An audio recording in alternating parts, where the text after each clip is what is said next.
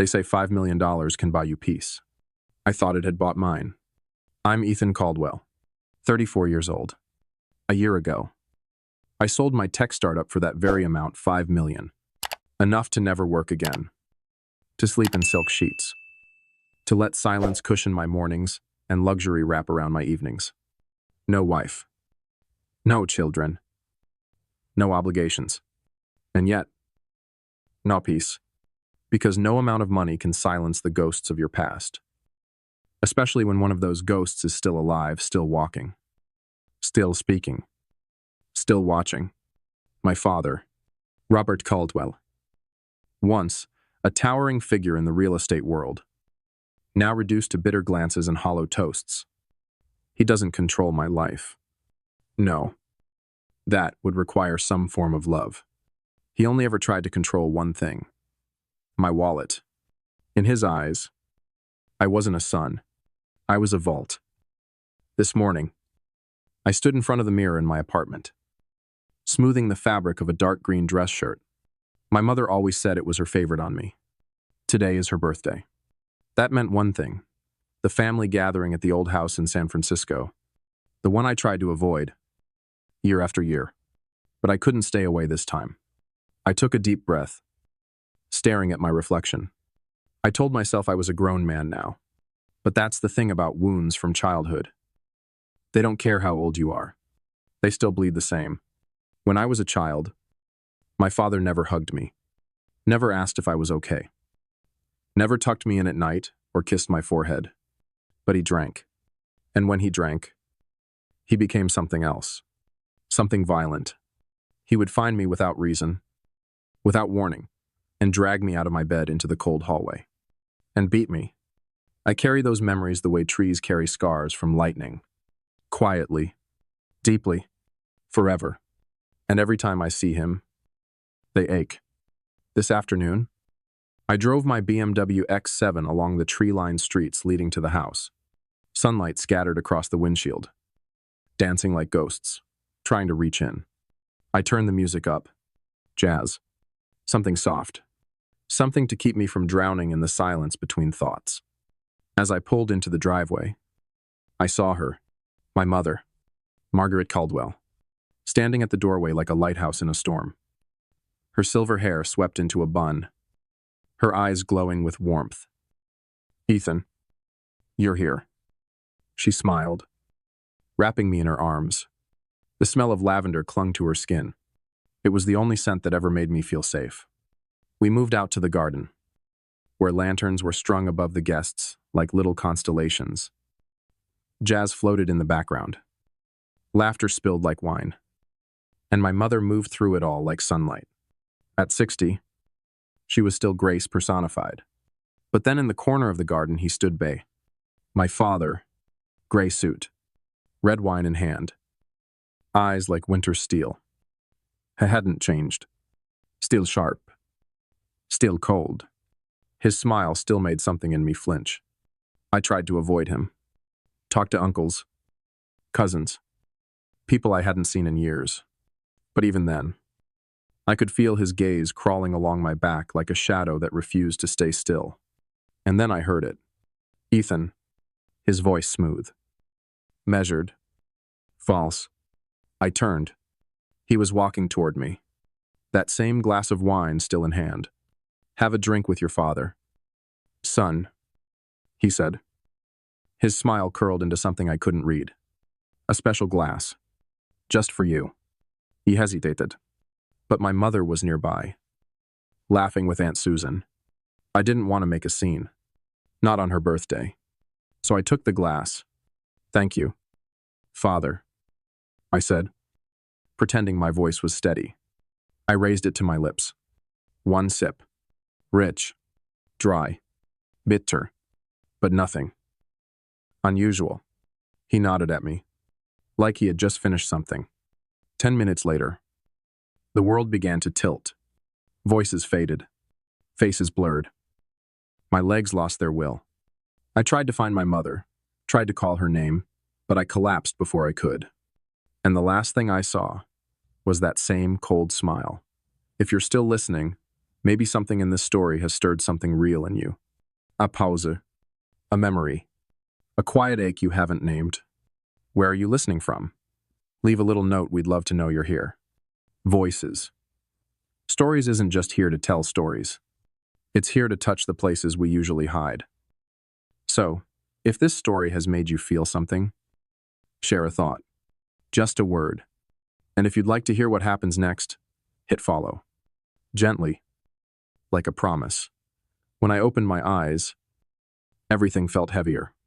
The light from the old bedroom window looked muted, like it had passed through fog. My body, numb. My head, ringing. And then her hand. My mother sat beside me. Both hands wrapped around mine, as if to keep me anchored in this world. Her fingers tremble. Her eyes were swollen and red. "Ethan, are you okay?" she whispered, and her voice cracking. Barely audible. I couldn't speak right away. My throat was dry. My tongue felt thick.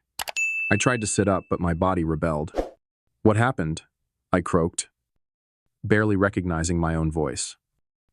She swallowed hard, brushing my hair back like she used to when I was a child. That single touch nearly undid me. "You passed out in the garden. Your father told everyone you drank too much," she said softly. But I saw the flicker in her eyes, the way her voice didn't quite believe her own words. "But I know you. Ethan, you only had one glass, didn't you?" I nodded slowly. One glass. One sip. And then darkness. My mother squeezed my hand tighter, her fear radiating through her touch. I could feel her pulse fast, chaotic, echoing my own rising dread. The room was silent except for the slow ticking of the clock. Each tick felt like a countdown. He began, but didn't know how to finish. How could I say it? How could I tell her that I thought no? Feared that my own father might have tried to poison me. But then she stood, quietly, walked toward the window, looked out at the garden where I had fallen. What you experienced, the dizziness, the breathlessness, fainting. She paused, then turned back to me. "I've seen it before. Ethan." Her voice was almost a whisper, as if naming the memory would make it real again. And I knew what she meant, even before she said it. "My father," she said. "Your grandfather." I froze. A sudden rush of cold bloomed in my chest. "Grandpa," I whispered. I barely remembered him, a tall man with a warm laugh and rough hands. He'd died when I was just a kid. A heart attack. That's what they'd always told me. My mother's eyes brimmed with something deeper than sadness. Guilt. Fear. A decades-old ache that still hadn't settled. He was perfectly healthy. Ethan. No heart conditions. No warning signs. Just gone. He had dinner with friends. With Robert. Came home. Collapsed. Never woke up. I sat up straighter. Pain surging in my head. The wine. The dizziness. The collapse. The déjà vu of it all. I don't think it was natural. I said slowly, each word cutting through the air like glass. I get annual checkups. Blood work. Heart scans. Nothing's wrong with me. Mom. Nothing. I looked at her, and something in her expression changed. Fear morphed into realization, the kind that makes your knees weak. Then, she whispered, "What do you think happened?" I took a deep breath, forcing the words through the terror lodged in my throat. "I think there was something in that glass of wine. The one he gave me, the one he called special." Her face turned pale. She stepped back, covering her mouth with her hand. "Ethan, no, he's your father," she said. But her voice cracked, and I caught something else there. Doubt. I pressed on. "Didn't you think it was strange that he kept insisting I was drunk?" I wasn't. "You saw me." She didn't answer. She sank into the chair across from me, her eyes glassy, her hands trembling as they wrapped around a long, cold cup of tea. I didn't want to believe it. She whispered, "But yes, I thought it was strange. You barely drank. One glass. Maybe not even half of it. We sat like that for a long time. Two people sitting in the wreckage of something we didn't yet understand. I looked at her and saw her fighting between the love for her husband and the instinct to protect her child. I reached across the table and took her hand again. I need to know the truth. Mom, I'm not saying it out of hate, but I have to find out what really happened. She nodded slowly, her eyes filled with tears, but also something else. A mother's promise. Be careful. Ethan, she said, if you're right, I won't let anyone hurt you. Some truths don't scream. They just sit there. Quiet. Heavy. Breathing down your neck while you pretend everything is fine. After that night, the night of the birthday. The wine. The fall. I couldn't look at my father the same way. But worse than that, I couldn't look at myself the same either. Because a voice inside me was whispering something terrifying. He tried to kill you. But I had no proof. No bottle. No witness. Only a gut feeling and a mother's flicker of doubt. And sometimes that's not enough to act on. But it's more than enough to haunt you. Days passed. Then weeks. I tried to return to my normal routine, the gym. Reading. Coding projects I no longer cared about, but nothing worked. I'd look in the mirror and see someone different. Someone. Hunted. Then came the phone call. It was a Thursday. My mother's voice. Soft as ever, Ethan. Thanksgiving is coming. Can you come home for dinner? Just one evening. I didn't answer right away. I wanted to say no. I wanted to stay far away from that house. From him. From the red wine and the loaded smiles. But I couldn't bring myself to disappoint her. Not again. I'll come, I said, even though the words felt like stones in my mouth.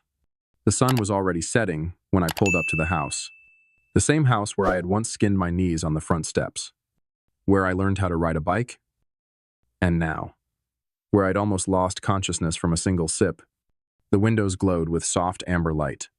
Pumpkin pie and roasted turkey filled the air with memories that felt fake, like props in a play. My mother met me at the door. Radiant as always, but I saw it in her eyes. That worry, that sadness, she never said out loud. Welcome home. Ethan, she whispered, hugging me tighter than usual. Inside, the table was already set. Finakina. Folded napkins. Everything perfect. Except him. My father sat at the head of the table. Gray suit. Pressed shirt. A glass of red wine in his hand, of course. He looked up at me. And there it was again, the smirk. Ethan, he said, his voice perfectly polite. Like he hadn't nearly put me 6 feet under, just weeks ago. You feeling better after that little fall in the garden? Little fall. He said it like it was nothing. Like I had tripped on a crack in the pavement, not nearly passed out cold from something slipped into my drink. I forced a smile. I'm fine. Father, thanks for your concern.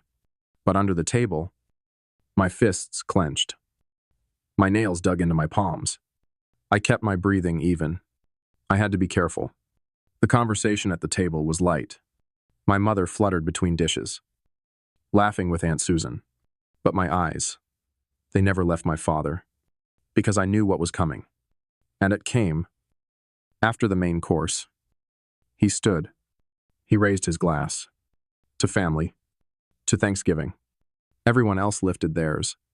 Then he turned, handed me one. A glass of red wine, glinting under the candlelight like something alive. Drink. Ethan, he said, smiling. This one's special. That word again. Special. Same tone. Same grin. Same setup. My heart started to race. I looked around. My mother was in the kitchen, fetching dessert.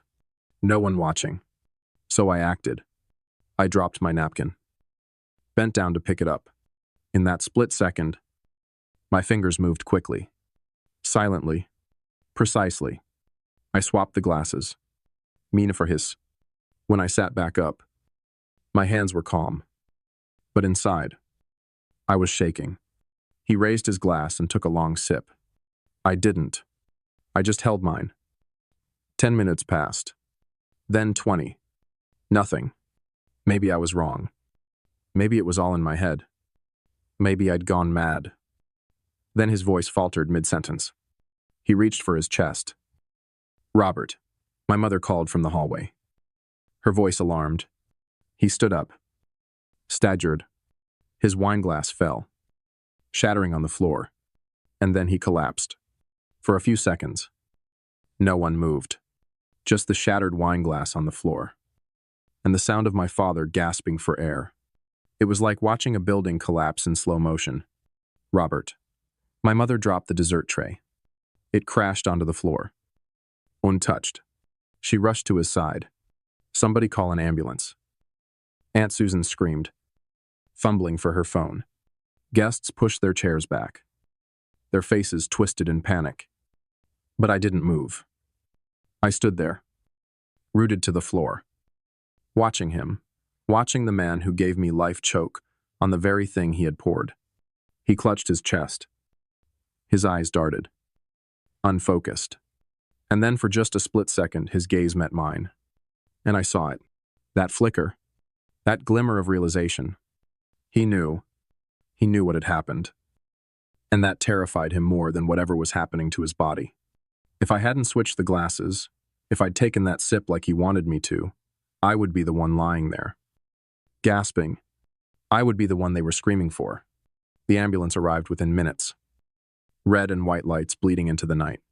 I watched them load my father onto a stretcher. He was pale, sweating, barely conscious. Ethan, my mother whispered, her hand gripping mine like a child lost in the dark. What's happening? Why is this happening? I pulled her into my arms, trying to quiet the tremble in both of us. But my mind was racing. I had to act fast. When the guests finally cleared out, and the house was cloaked in a silence, even the clocks dared not disturb. I slipped into the dining room. There it was. His wineglass, the one meant for me. Only a few drops remained at the bottom, but it would be enough. I pulled a small sterile vial from my coat pocket, poured what was left of the wine into it, sealed it tight. My hands shook, not from fear, from knowing, from certainty. That night, I didn't sleep. I lay in bed, staring at the ceiling, feeling the weight of something irreversible. He had done it. He had tried again. And this time, I had caught him. The days after Thanksgiving were the longest I'd ever lived. Not because I was afraid of what had happened, but because I now had to carry proof of it. A tiny glass vial, tucked deep inside my coat pocket like a hidden grenade. The wine meant for me. I couldn't stop thinking about it. Every time I reached for that coat, or felt the weight of that vial, my chest tightened. I had no idea what was inside yet, but I already knew. I just needed someone else to say it. I didn't trust the police. Not yet. This wasn't something to file away in a folder. This was personal. So I called someone in San Francisco. A lab. Private. Discreet. Referred by a friend from my startup days, the kind of place where no one asks questions. And no one talks after. I didn't want to ship the sample. Too risky. So I drove. 2 hours on the highway. The vial in my coat like a heartbeat I couldn't ignore. The lab was quiet, tucked away in an old medical building. The technician was middle-aged, wearing oversized glasses and a look of quiet suspicion. I handed her the vial. I need this tested. I said, everything, especially for drugs or toxins. And, as fast as you can, she looked at the liquid inside, then looked at me. You think it's been tampered with? I didn't answer. Just nodded once. 3 days. She said. 3 days. 72 hours of silence. Of pretending everything was fine. While I counted each second like a prisoner. I went home. Locked the doors. Drew the curtains. Every sound outside felt like a threat. Every knock on the door made my skin tighten. I didn't tell my mother not yet. I couldn't. I wouldn't burden her with suspicions. I still had no way to prove. She called me once. Her voice was thin. Your father's stable now, she said. The hospital said it was some kind of shock. But they can't explain it. Ethan, do you know something I don't? I paused. She was asking without asking. I wanted to tell her everything, but I couldn't, not until I was sure. I'm looking into it. Mom, I said softly. Just don't worry. But I was the one drowning in worry. On the third day, my phone rang. I knew the number. I didn't breathe as I answered. Mr. Caldwell, the technician said. Her voice, professional but grave. We've finished the test. You should come in. She didn't say more. She didn't have to. I drove faster than I should have. The moment I walked in, she handed me a sheet of paper. A single bold line stared back at me like a scream. Barbiturate. High concentration. She explained cold. Clinical. It's a barbiturate sedative. This dose would have caused unconsciousness within minutes. Maybe even death, if untreated. I didn't say anything. My hands trembled. Not from shock, but from clarity. Someone had poisoned that glass of wine. And I knew who. I thanked her. Asked her not to speak of this to anyone. She nodded, eyes full of something like sympathy. On the way home, I didn't drive straight. I circled the city. Just thinking. My father, the man who raised me without warmth, who drank more than he spoke, who always wanted control, not love. And now I knew why. $5 million. No wife. No children. No will. If I died, he got it all. And he knew it. And, if you're still here, thank you for staying with the story this far. I don't know exactly what it stirred in you, anger, fear, or just a quiet etch. You can't name. Sometimes all it takes is a single comment I'm listening to. Let us know you're still here. Just like we are. At Voices Stories, we hope to be the space where you pause, breathe, and feel something real. Did something shift in you while listening? Feel free to share even just a few words. And if you'd like to keep walking with us through the next part of the story, just gently hit follow, like saying, I want to hear more. A week later, my father was discharged from the hospital. Weaker, thinner, but his eyes still sharp, still watching, like a man who had survived the consequences of his own trap and didn't know whether to be relieved or furious. My mother wanted me to visit him. I knew this wouldn't be a visit. This was a confrontation. So I brought the lab report with me tucked into my coat pocket like a blade I never thought I'd carry. When I stepped into the house, I found my mother in the kitchen, preparing tea as if nothing had changed. But something had. Her smile didn't reach her eyes. Her movements were slower, cautious, like someone walking barefoot over broken glass. Ethan, you're here, she said softly, almost relieved. Your father's in the living room. I nodded, took a deep breath, and walked in. He was there, sitting in his favorite armchair, a glass of red wine in his hand again. Some men never learn. Or maybe they never regret. He looked at me, the corners of his mouth twitching into something between a smirk and a sneer. Come to visit your old man, that's good of you. I didn't sit down. I pulled the report from my pocket and laid it gently on the coffee table in front of him. Barbiturate, I said. In the wine. The one you poured for me on Thanksgiving. The one I didn't drink. He didn't speak. Didn't even blink. I leaned in, my voice like stone. You drank it instead. That's why you collapsed. I switched the glasses. I have lab results. I have proof. Tell the truth, or I go to the police. The room fell silent. Even the ticking of the clock sounded louder than his breathing. Then he exhaled, like a wall giving way. He slumped forward, face in his hands. Ethan, forgive me, he whispered. His voice wasn't angry, wasn't defensive. It was broken. I only meant to knock you out. I wasn't going to. I didn't mean to. He choked on his own words. I was going to forge a will. Take your money. I'm in too much debt. Ethan, I had no way out. I stood there, staring at the man I used to call father, and I didn't feel rage. Just something hollow, a kind of sadness that sinks so deep. It doesn't even burn. Why, I asked, my voice barely above a whisper. I'm your son. He didn't answer, only wept. I thought about my mother, about the years she had lived with this man, the way she always smiled, always endured. I thought about calling the police, but I knew it would destroy her. So I made a choice. I'm not going to the police, I said quietly, but from now on, stay away from me. And don't ever, ever hurt Mom again. I turned to leave, and when I looked back, he was still there, slumped, weeping, alone. And then I saw her, my mother, standing at the kitchen doorway, her eyes red. She had heard everything. I held her, and for the first time, in a very long time, I felt her tremble in my arms, and she didn't say a word, because there was nothing left to say. The living room was silent. My father's confession still hung in the air like smoke that refused to clear. I walked out, trying to breathe, trying to steady myself, and that's when I saw her, my mother, standing at the kitchen doorway. Her hands gripped the frame, her face pale. Ethan, she said, her voice trembling. Her eyes were red and glistening. She had heard everything.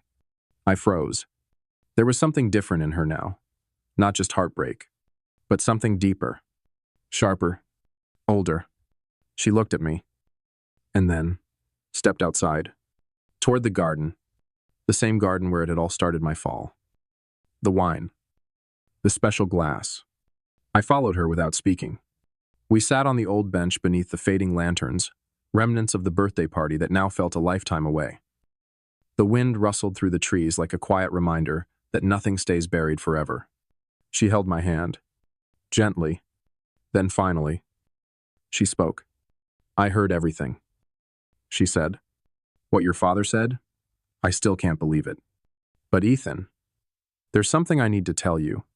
She looked at me, and in her eyes I saw it pain and resolve, tangled together like roots. The symptoms you had on my birthday, the dizziness, the breathlessness, they were exactly like my father's. My breath caught in my throat. I've never told anyone this, she whispered. But years ago, my father, your grandfather, collapsed, just like you. After an evening drinking with Robert, she paused, her lips trembling. They said it was a heart attack, but he was healthy. Ethan, he had no history of illness. And after he died, Robert inherited almost everything from my side of the family. A cold wave crashed through my chest. You think Dad had something to do with Grandpa's death? I asked, my voice low. Careful. She nodded, tears spilling quietly. I didn't want to believe it, she said. I loved him. I trusted him. I thought I knew him. Her hands were shaking, but her voice was steadier now, like someone walking toward a storm, not away from it. But after what I heard today, I'm afraid I've spent my life with a man I never really knew. I wrapped my arm around her, and for the first time, I saw her not just as my mother, but as someone grieving a second death. Mom, I said softly, if you're right, we need to find the truth. Not just for me. For Grandpa. For you. She nodded, wiping her eyes. I'll help you. Ethan, whatever happens next, I want to know. I need to know. We sat there in silence. A mother and son no longer just family, but allies. And the past had just opened its second door. The next morning, we didn't say much. We didn't need to. Something had shifted between us. Not broken, but cracked open like the moment before a storm finally breaks the silence. I made coffee. My mother watered the lavender outside. We didn't speak of my father. We didn't have to. We had already chosen what came next. I think we should start with his study, I said after breakfast. He always kept everything important in that safe. My mother froze for a second, as if the word safe alone had teeth. I haven't been in there in years, she whispered. I followed her down the hallway. She stopped outside the study, resting her hand on the knob like it might burn her. Then slowly, she turned it. The room smelled of old paper and something colder. The scent of control. Shelves of neatly arranged books. Closed blinds. The desk untouched. Everything still in its place. Except him. In the corner stood the safe. Tall. Steel. Silent. What was the code? I asked gently. She hesitated. Then smiled. Bittersweet. Our wedding date. He said he'd never forget it. She knelt. Entered the numbers. A soft click. The door creaked open. Inside stacks of real estate contracts. Sealed envelopes. And a leather-bound notebook. Worn at the edges. My mother's breath caught. This was my father's, she whispered, reaching for it with trembling fingers. His journal. The pages were yellowed. Some stained, but his handwriting strong. Careful was still there. We sat on the floor, flipping through it. Most entries were mundane crops. Family. Weather. Until one caught us both. Robert is acting strange. I feel dizzy after drinking with him tonight. Shortness of breath. My hands shook. I suspect he means me harm. If something happens to me, look into it. My mother gasped. One hand over her mouth. I read it again. And again. A voice from the past echoing into our present. A warning that had waited decades to be heard. We said nothing for a long time. Then I looked at her. We need experts. I said. She nodded. I made 2 calls that night. One, to Harris, a private investigator who had once helped a friend of mine out of a lawsuit so tangled. No lawyer dared touch it. Two, to Anna, a criminal lawyer I knew from my startup's early legal nightmares. Both agreed to meet. We were no longer guessing. We were building a case. Harris was fast. Within 2 days. And he had found inconsistencies in my father's old real estate documents. Names that didn't match. Signatures that looked traced. Dates that didn't make sense. Anna reviewed the journal and nodded. This is enough to request an exhumation. The word alone made my mother shudder. Digging up her father, not for grief, but for truth. It took time. Forms. Signatures. Court orders. But we got it. The grave was opened on a gray, windless morning. The air felt heavy. Like the ground itself didn't want to give him up. My mother stood beside me. She held my hand, but didn't cry. When the coffin was lifted, I heard her whisper, "I'm sorry." Papa. The medical examiner worked in silence. Tissue samples. Bone. Hair. Days passed like years. Then came the call. Harris didn't say anything on the phone. Just come see me. Now. We sat in his office, Anna. My mother. And me. Harris handed over the report. Anna read it aloud.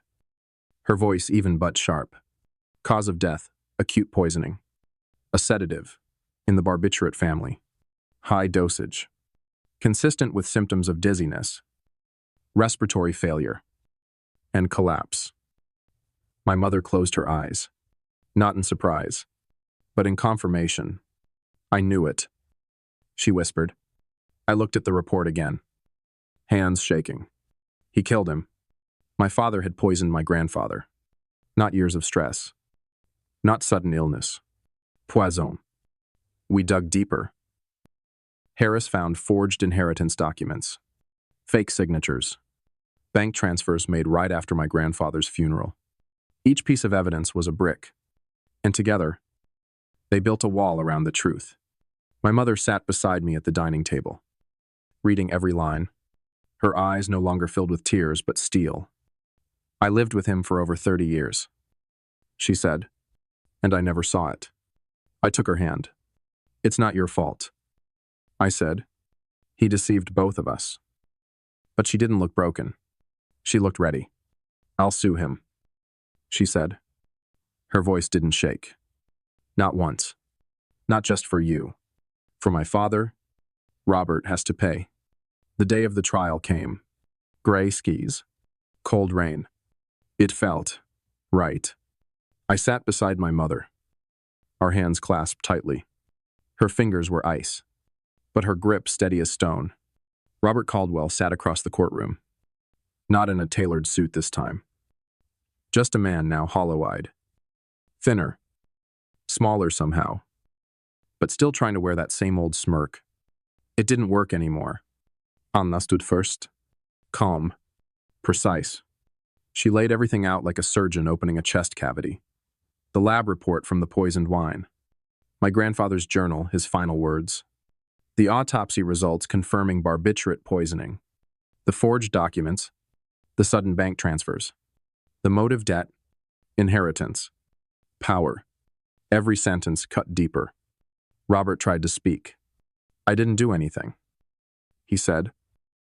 His voice cracked. I loved my family. But the jury didn't flinch, and neither did my mother.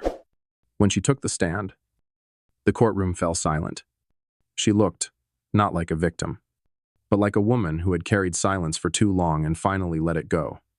I lived with this man for 32 years, she said. I bore his children. I trusted him, and I didn't see the truth. I didn't want to. Her voice didn't shake, but now I know. He poisoned my father, and he tried to poison my son.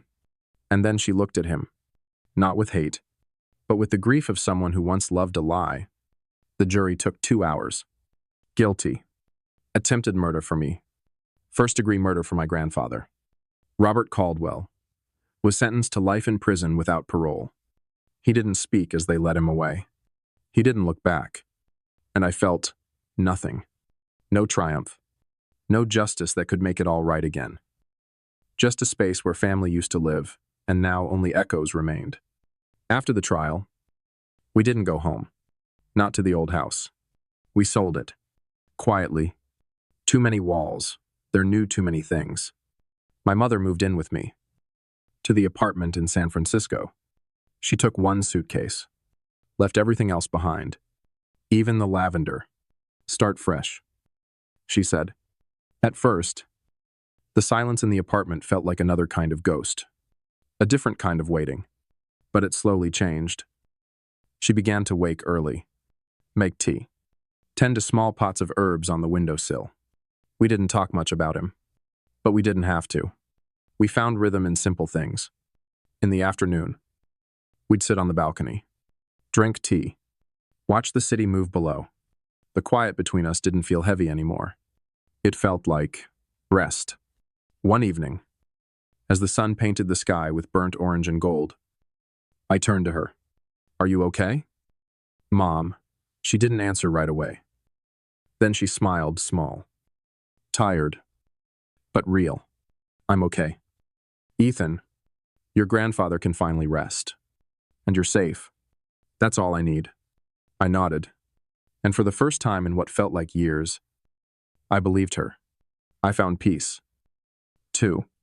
Not the kind that erases scars, but the kind that lets them breathe. I started working again. Not for ambition. Not for money. But because I had something worth coming home to. Someone who chose healing over silence. Who chose me.